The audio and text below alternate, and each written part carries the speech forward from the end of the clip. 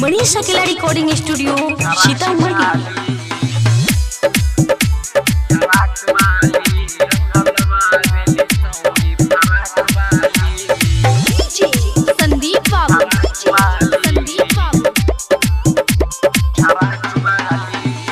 लगता कि पगली बिया पगलाई जहिया से फगुआ के दिनमा आइल। लगता कि पगली बिया पगलाई जहिया से फगुआ के दिनमा आइल। खाली बतिया बोले लिखा रात वाली खाली बतिया बोले लिखा राप वाली रंग डलवावेली हो रंग डलवावेली हो रंग डलवावेली छौरी फराक वाली रंग डलवावेली छौरी फराक वाली रंग डलवावेली छौरी फराक वाली।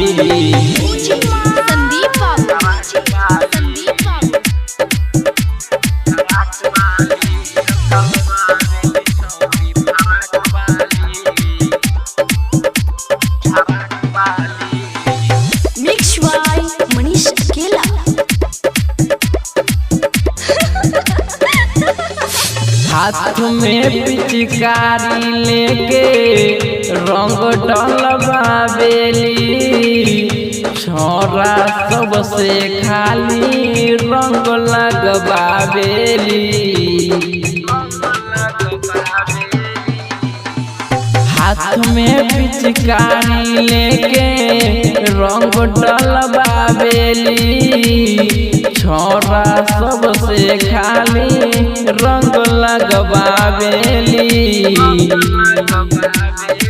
सबे छोरा तर जाके रंग लगवावेली सबे छोरा तर जाके रंग लगवावेली रंग डलवावेली ओ रंग डलवावेली रंग डलवावेली छौरी फराक वाली रंग डलवावेली छौरी फराक वाली रंग डलवावेली छौरी फराक वाली।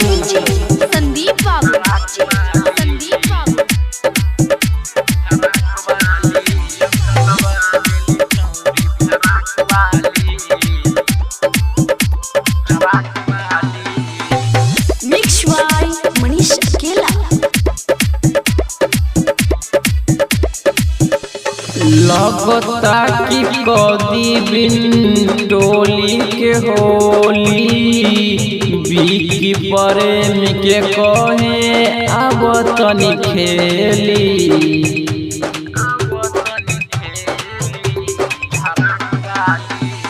लगता कि कदी बिन टोली के होली अमित कन्हाई के कहे अब तनी खेली।